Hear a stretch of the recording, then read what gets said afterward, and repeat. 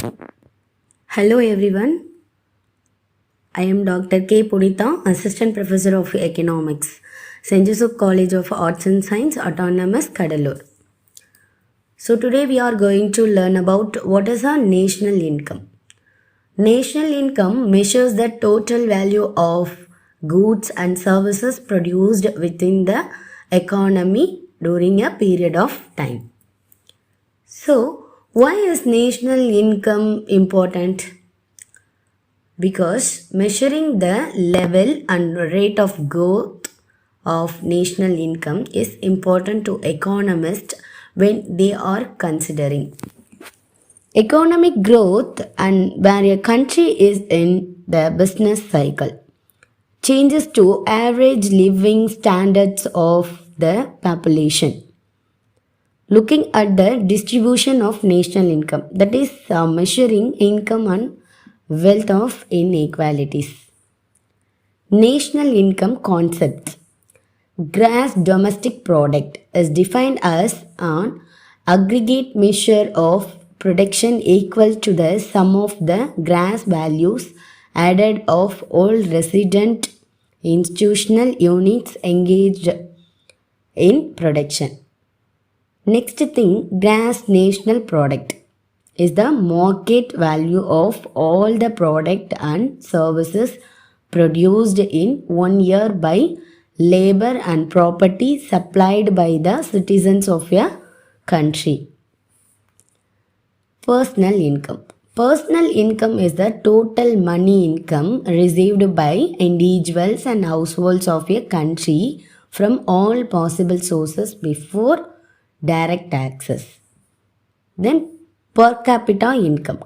Per capita income of a country is derived by dividing the national income of the country by the total population of a country. So national income concept and measurement. Production of goods and services generates income and income give rise to demand for a goods and service. Demand give rise to expenditure and expenditure give further rise to production of goods and service. There is a circular flow of production, income and expenditure. On the basis of these flows, national income can be analyzed at three things. As a flow of goods and services, as a flow of incomes, third one is as a flow of expenditure on goods and services. So first method is a product method that is called value added method also.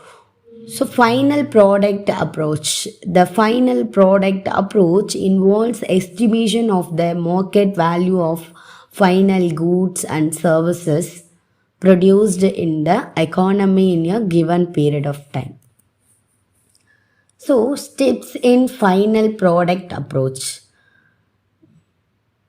So, many more steps are available in final product approach. The first step is the market value of the final goods and services produced within the country gives the estimates of gross domestic product at market price. Second step is the addition of net factor income from abroad in gross domestic product at market price gives GNP at MP. The third step is the deduction of depreciation from gross national product at market price. Market price provides net national product at market price. Fourth step is the deduction of net indirect tax from NNP at MP. Give net national product at factor cost. So the problem of double counting. In national income, we have a problem of double counting. The calculation of national income through final product approach considers the market value of final goods and services. The value of intermediate goods is not included. If the value of intermediate goods are considered, it will be involved the problem of double counting. Double counting means consideration of certain item more than once, which leads to overestimation of national income. The second method is a income method. Income method also one of the most important method from calculating the national income. It is the sum of all income derived from providing the factors of production. It includes wages and salaries, rent, interest and profits within a country in a given year. So here also some steps in calculated in income method. Obtain net domestic product at factor cost by summing up factors payment paid in form of wages and salary, rent, interest and profit by all production units of all sectors in the country. Add net factor income from abroad in net domestic product at factor cost to obtain net national product at factor cost or national income. So third thing is, this is also one of the most important by the calculation of national income. So expenditure method. This is called a expenditure method. Expenditure method measures national income as aggregate of all the final expenditure on gross domestic product in an economy during a year. This is the sum of expenditure made for final consumer goods and investment demand and for net export. Therefore, the sum of total income Y equals to the sum of final expenditure incurred on consumption goods C and the sum of investment goods I. So symbolically it's called Y is equal to C plus I. So here also some method in expenditure method. GDP at MP,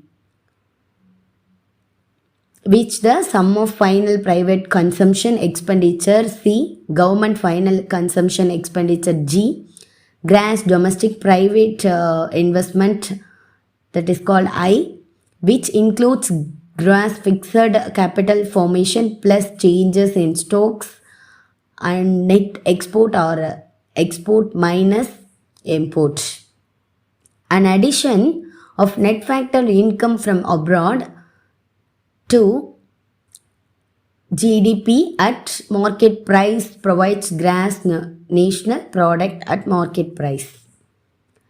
So factors to be taken care. Expenditure on second hand goods should be excluded. It is because such expenditure on the goods is not considered to be a expenditure on currently produced goods. Expenditure on the purchase of new or old shares, bonds should be excluded because they are not payments for goods and services. The third thing is government expenditure in the form of transfer payment should be excluded because these payments do not make any contribution to the flow of goods and services. So fourth thing is expenditure on intermediate goods and services should be excluded. Otherwise, this will lead to the problem of double counting. As the measurement of national income is an easy task. There are challenges of measuring national income. Some of them are as follows. Simon Kuznets' difficulties, definition of the term nation, method to be used.